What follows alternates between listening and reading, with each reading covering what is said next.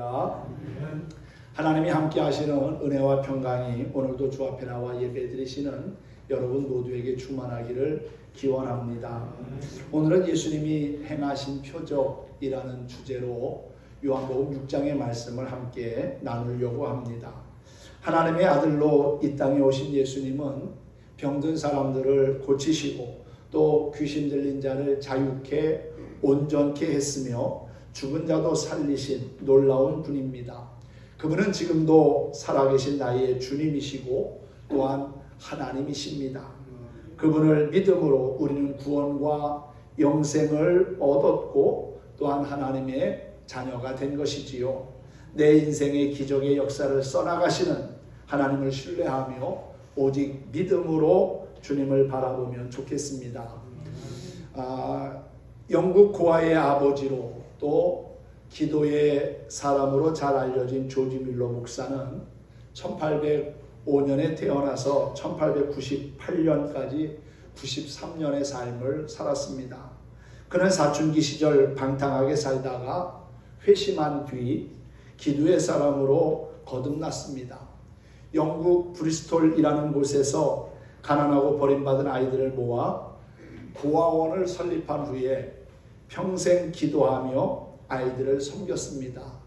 고아원을 거쳐간 1만여 명의 어린 영혼이 그곳에서 하나님의 사랑을 경험했다고 합니다. 그는 66년 동안 고아원 운영과 선교를 하면서 신구약 성경을 200번 통독했고요.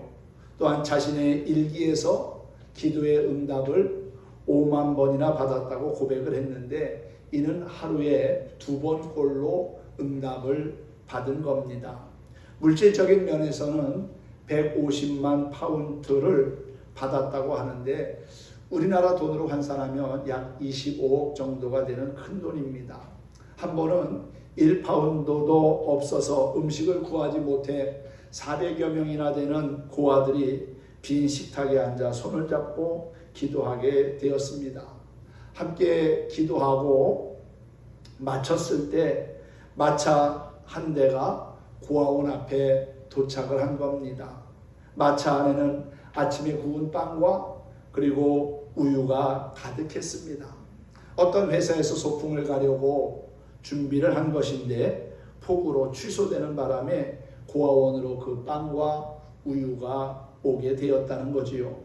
뮬러는 고아원을 운영하면서 이러한 기적적인 공급을 수도 없이 체험을 했습니다. 우리가 선교하는 네팔 선교회 이해덕 선교사님이 금년 중부연회에서 은퇴하셨습니다. 그분도 30년 동안 네팔에서 고아원을 운영하면서 크고 작은 많은 일들을 겪었고 또 네팔 정부의 탄압도 있었지만은 200여 명의 아이들과 교사들이 새벽마다 기도하면서 지금까지 올 수 있었다고 합니다. 작년에 우리 교회 오셨을 때 그분이 그런 얘기를 하시더라고요. 목사님, 선교사는 은퇴가 없습니다. 우리 교단은 70세가 되면은 은퇴를 해야 합니다. 그런데 선교사는 은퇴가 없어서 이번에 은퇴식은 했지만 사모님과 다시금 네팔로 돌아가서 고아원을 운영하고 또 아이들에게 하나님의 말씀을 전하는 그러한 선교적인 사명을 계속 감당한다고 말씀하는 것을 들었습니다. 그 모든 사역이 이루어질 수 있었던 원동력은 바로 기도의 결과였다는 것이지요. 기도하는 곳에 하나님이 함께 하시며 놀라운 기적의 역사를 이루십니다. 그렇습니다. 기도는 상황과 문제를 해결하게 해주는 열쇠고 또한 하나님의 은혜를 경험케 해주는 통로이기도 합니다. 하나님의 아들이신 예수님도 그냥 사역하신 것이 아니라 기도하며 사역하셨고 또한 모든 일을 감당하셨습니다. 또한 기도의 능력으로 여러 가지 이적과 기적을 행하기도 하셨지요. 오늘 말씀은 예수님이 행하신 기적 가운데서도 아주 유명한 오병이어의 기적입니다. 보리떡 5개와 물고기 2마리를 가지고 5,000명을 먹이고 12강주리가 남게 한 이 사건은 마태, 마가, 누가, 요한복음 4복음에 다 기록된 유일한 기적이라고 말할 수 있습니다. 그만큼 중요한 하나님 나라의 표적이라는 거지요. 예수님의 생애와 사역을 말할 때 오병이어의 사건은 결코 빼놓을 수 없는 아주 놀랍고 큰 사건입니다. 공간복음에서도 오병이어의 사건을 설명하는 시각이 약간씩 다른데 요한복음은 마태, 마가, 누가 공간복음보다도 더 현실적인 내용을 세부적으로 묘사하고 있습니다. 요한복음에는 모세와 예수님의 사역이 유사성이 있다는 것을 언급하는데 그러한 모세 모형론이 여러 차례 등장을 합니다. 다른 복음서에서는 볼 수 없는 요한복음에서만 볼 수 있는 구약을 대표하는 선지자 모세와 그리고 예수님을 비교하면서 말씀을 풀어가는 그러한 것을 우리는 요한복음에서 자주 보게 됩니다. 요한복음 1장 17절 말씀을 보면은 율법은 모세로 말미암아 주어진 것이요 은혜와 진리는 예수 그리스도로 말미암아 온 것이다는 말씀이 있고요. 또한 요한복음 3장 14절에서 니고데모와의 대화에서 예수님이 그런 말을 합니다. 모세가 광야에서 뱀을 든 것 같이 인자도 들려야 하리라 하는 말씀을 했습니다. 또한 5장 46절에서는 내가 너희를 아버지께 고발할까 생각하지 말라. 너희를 고발하는 자가 있으니 곧 너희가 바라는 자 모세니라는 말씀이 있고요. 또 요한복음 6장 32절과 33절에 보면은 예수께서 이르시되 내가 진실로 진실로 너희에게 이르노니 모세가 너희에게 하늘로부터 떡을 준 것이 아니라 내 아버지께서 너희에게 하늘로부터 참떡을 주시나니 하나님의 떡은 하늘에서 내려 세상에 생명을 주는 것이니라고 그랬습니다. 이렇게 요한은 구약의 모세와 같은 위대한 선지자가 나타나서 이스라엘 백성들을 구원하고 또한 메시아로 사역하신다는 사실을 강조하려 했을 겁니다. 출애굽께서 모세가 하나님의 부르심에 순종할 수 없다고 말하자 하나님은 내 손에 있는 것이 무엇이냐라고 물으신 뒤에 모세의 손에 들려진 지팡이를 통해서 이스라엘 백성들을 인도하게 하셨지요. 이는 신약에서 예수님이 어린아이 한 끼의 식사에 불과한 보리떡 5개와 물고기 2마리로 빈들에서 굶주린 무리를 배불리 먹이신 사건, 즉 구원하신 것과 유사합니다. 구약에서 만나와 메추라기를 통해 기적을 베푸신 하나님이 신약에서는 예수님을 보내시고 그분이 참된 생명의 양식임을 가르쳐 주셨다는 사실이지요. 오늘 이 6장 1절부터 보면은요, 예수님께서 제자들과 함께 디베랴의 갈릴리 바다 건너편으로 건너가시게 되었는데 많은 사람들이 예수님을 따라왔습니다. 그 많은 사람들이 예수님을 따라온 이유가 있겠지요. 그 이유에 대해서 2절은 이렇게 말합니다. 이는 병자들에게 행하시는 표적을 보았음이니라 그랬어요. 병든 사람이 낫고 회복되는 모습을 보면서 야, 예수님 대단한 분이구나. 예수님을 통해서 혹시나 내가 아는 사람도 고침받으면 얼마나 좋을까? 또 나도 몸이 회복되고 예수님을 통해서 나음을 입으면 얼마나 좋을까? 아마도 병들고 힘들고 외로운 사람들이 예수님에 대한 소문을 듣고서는 아마도 많이 몰려오게 되었던 것 같습니다.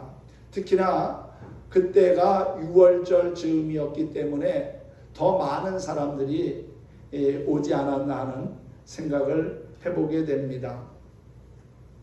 1절에 소개된 장소 디베랴라고 하는 곳은 주후 20년경에 헤롯 안티파스가 갈릴리 해안에 건설한 성읍으로 로마 티베리우스 황제의 이름을 따가지고 티베리아라고 그렇게 불렀습니다.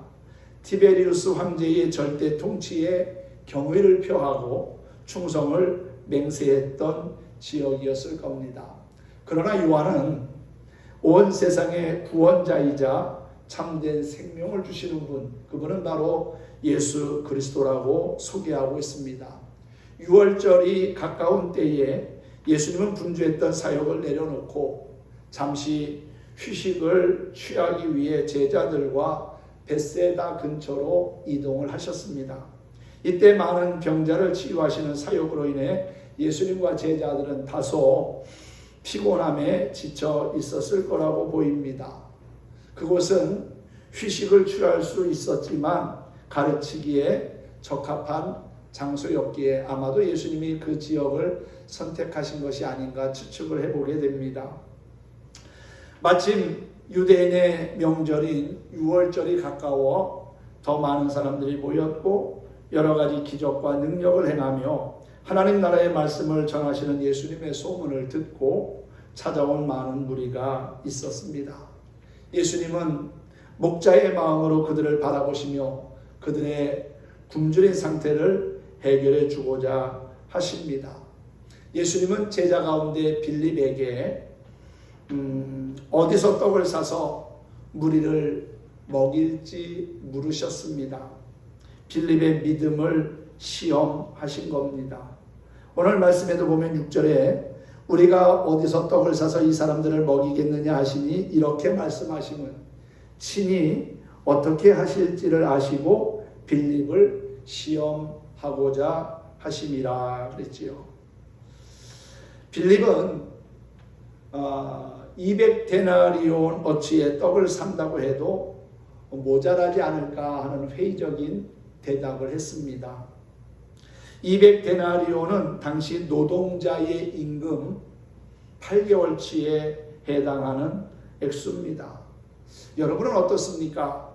하나님의 일을 할 때 현실을 많이 강조하는 편입니까? 아니면은 현실보다 믿음을 강조하는 편입니까? 요한복음 전체가 예수님의 메시아 되심을 증거하기 위해서 놀라운 사건, 즉 표적과 기적을 강조하고 있습니다. 이를 고려할 때 예수님이 빌립에게 질문하신 의도는 그의 속마음을 시험하기 위함이었음을 알 수 있습니다. 예수님은 빌립에게 5절에서 우리가 어디서 떡을 사서 무리를 먹일지를 물으셨습니다. 우리라고 하는 그 표현이 중요합니다. 예수님은 제자들을 부르실 때 너희라는 그러한 표현을 자주 사용하셨거든요. 이는 너희를 지칭하는 제자 그룹만을 의미하는 것이 아니라 급식 사역 문제를 해결할 당사자가 바로 제자들을 이끄시는 주님이심을 가르쳐 주시기 위해서였다는 거죠. 그래서 우리라고 하는 표현을 사용하신 거라고 보여집니다. 제자들은 예수님이 베푸시는 초자연적인 기적과 표적과 구원의 능력을 자주 목격했기에 예수님만 함께하면 모든 것이 해결된다는 믿음을 가져야 했습니다. 예수님은 제자들에게서 믿음의 답변을 듣기 원하셨다는 거지요. 하지만 제자들은 예수님의 놀라운 능력을 경험하고도 문제를 만나면 문제에 맞닥뜨리면 여전히 현실적인 조건들만 따지는 연약한 믿음의 사람들이었습니다. 주님은 오늘도 우리 속마음을 시험하시고 믿음의 답변을 요구하십니다. 전능하신 주님이 우리와 함께 하시며 일하신다는 사실을 믿으면 기적은 우리의 삶에서도 현실이 될 줄로 믿습니다. 빌립과의 대화가 마치자 또한 제자가 예수님께 옵니다. 그 제자의 이름은 안드레라고 소개하고 있지요. 시몬 베드로의 형제입니다. 그가 한 아이를 데리고 예수님께 옵니다. 그 아이에게는 보리떡 5개와 물고기 2마리가 있었는데 그것을 예수님께 드리며 안드레가 말하지요. 이 많은 사람을 어떻게 이것으로 다 먹일 수가 있겠습니까?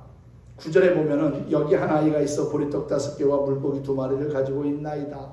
그러나 그것이 이 많은 사람에게 얼마나 되겠사옵나이까? 이걸 가지고 뭘 할 수 있겠습니까? 라고 하는 그런 얘기겠지요. 비관적인 말을 합니다. 예수님의 손에 들려진 오병이어는 결국 어떻게 됐을까요? 남장은 5,000명을 먹이고도 남은 조각이 12바구니에 찼다고 했습니다. 안드레가 빌립의 대답을 어떻게 보면 보완한 것이라고 보여집니다.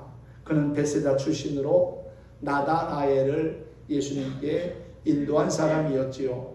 그는 현실의 문제를 해결하고자 보다 더 긍정적인 방법으로 문제를 바라봤습니다. 그리고 무리 가운데서 오병이어를 가지고 있는 한 아이를 발견하고 그 아이를 예수님께 인도한 거지요. 당시 보리떡은 가장 가난한 사람들의 음식이었고 또한 물고기는 당시 서민들의 대표적인 음식이었다고 합니다.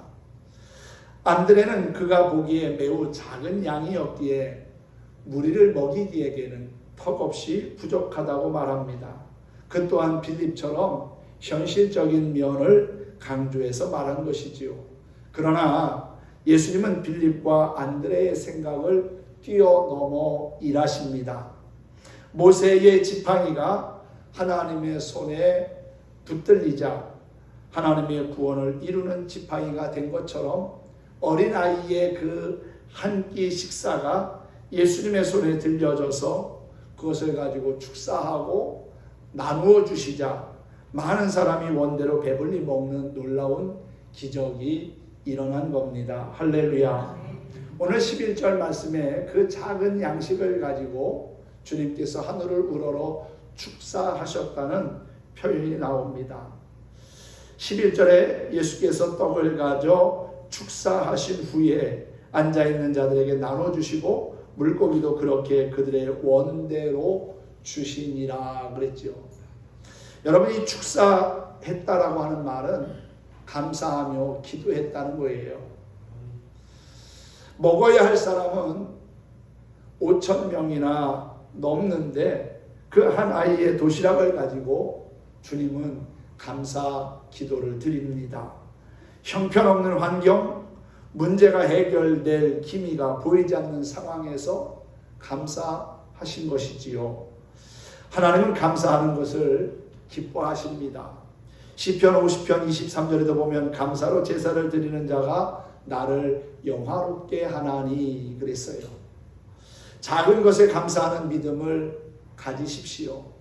배우자나 자녀나 또한 삶의 현장, 직장 여러 가지 볼 때 부족하게 보여질 수도 있겠지만은 주님이 그 모든 것을 나에게 허락하신 거라고 생각을 하고 감사하다 보면은 그것이 참으로 귀한 선물임을 알게 될 겁니다. 지금 여러분이 가진 것은 무엇입니까? 그것이 혹시 작다고 불평하고 원망하고 있지는 않습니까? 가진 것을 주님 앞에 내려놓고 감사드리십시오. 감사는 풍성한 축복의 열매를 거두게 합니다. 배불리 먹고도 남은 조각이 12바구니에 찼다라고 하는 것은 예수님의 부인할 수 없는 신적인 능력을 보여준 것입니다. 내가 주님께 드릴 오병이어는 무엇입니까? 내게 있는 것을 나누고 베풀며 섬기다 보면 우리 인생 가운데서 역사하시고 기적을 행하시는 주님의 놀라운 능력을 경험하게 될 줄로 믿습니다. 현대 그리스도인들이 하나님을 안 믿는 것 아닙니다. 하나님을 믿는다 하면서도 현실적인 그러한 상황 앞에 서면은 상식과 합리적인 선에서 적당히 타협하려고 하는 것이 문제입니다.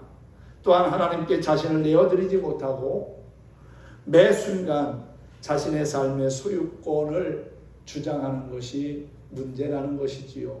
주님께 맡기고 주님께 의지하고 주님의 도우심을 구하며 살아가야 함에도 불구하고 이것은 내가 주님께 맡길 수 없습니다. 이건 내 것입니다. 그것을 놓지 못하고 계속 움켜쥐고 살아가는 그러한 모습이 오늘날 우리의 모습 속에도 있지 않나 하는 생각을 해봅니다. 주님 앞에 내려놓으면 그것이 주님의 것이 되고 그 주님의 것은 또 모든 사람들에게 유용하게 사용될 수 있음에도 불구하고 내 것이라고 하는 그 아까움에 내려놓지 못하는 연약한 모습이 혹시나 우리에게는 없습니까? 사랑하는 성도 여러분, 자신의 소유임을 주장할수록 내면은 공허해지고 영적으로 더 강한 목마름을 느끼게 됩니다. 이는 생명의 양식을 공급하시는 하나님에 대한 목마름이고 또한 진리에 대한 목마름이라고 보여집니다. 예수님은 빈들에서 줄인 영혼들에게 오병이어의 기적을 베풀어 주시며 그분이 참된 생명의 양식임을 나타내셨습니다. 하나님 나라는 자신의 모든 소유가 하나님께로부터 온 것이라는 사실을 인정하고 오병이어 같은 작은 헌신을 드릴 때 아름답게 세워져 갑니다. 우리 또한 모세의 손에 들린 지팡이처럼 예수님의 손에 들린 오병이어처럼 현재 내가 가지고 있는 것을 주님께 내려놓고 그분을 온전히 신뢰하면 좋겠습니다. 그럴 때 하나님 나라의 기적은 우리 앞에 현실로 다가오게 될 것입니다.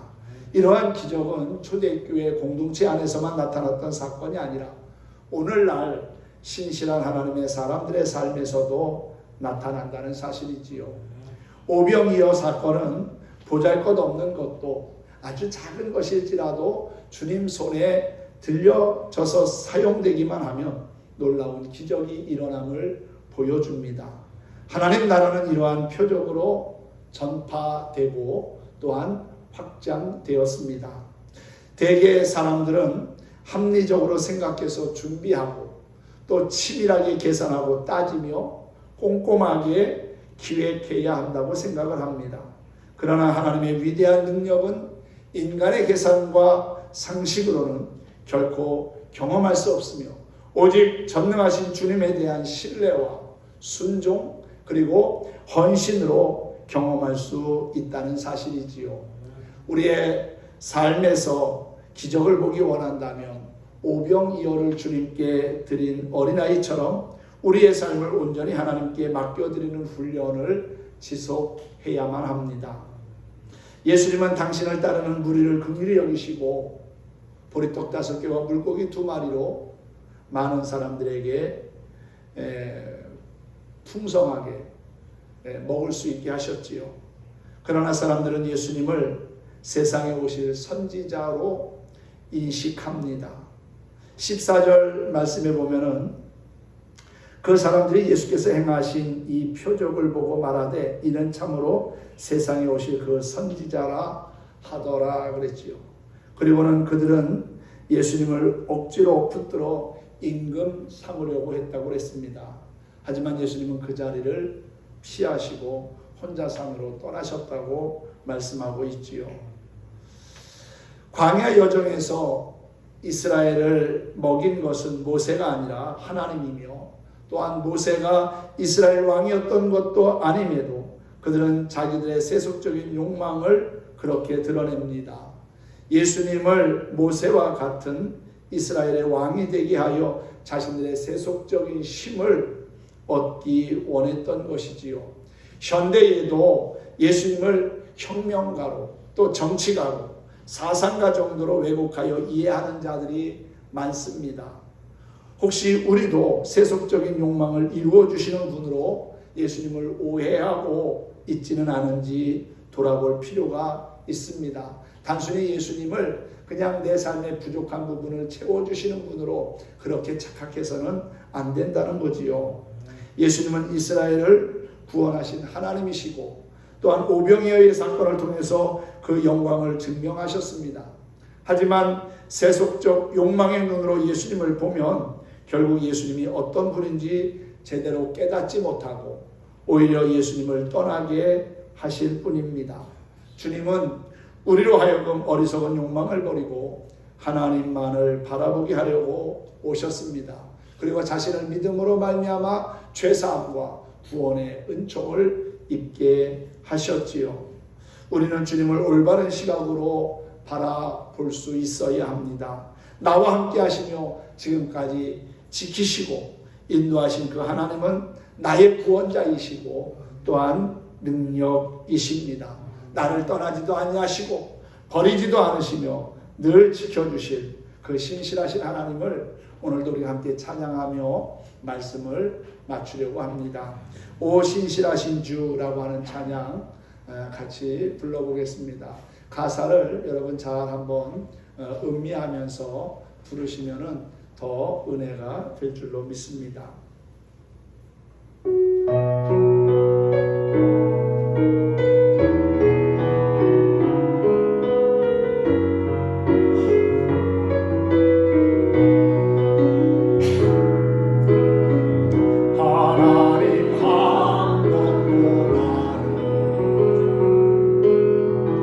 실망시킨 적 없으시고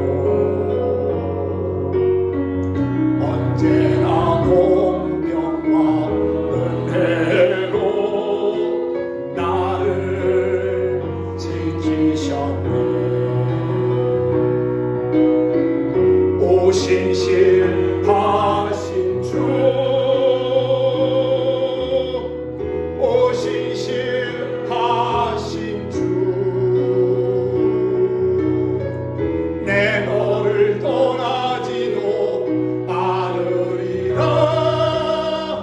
내 너를 버리지도 않으리라. 약속하셨던 주님, 그 약속을 지키사 이후로도 영원토록 나를 지키시리라 확신하네. 지나온 모든 세월들 돌아보아도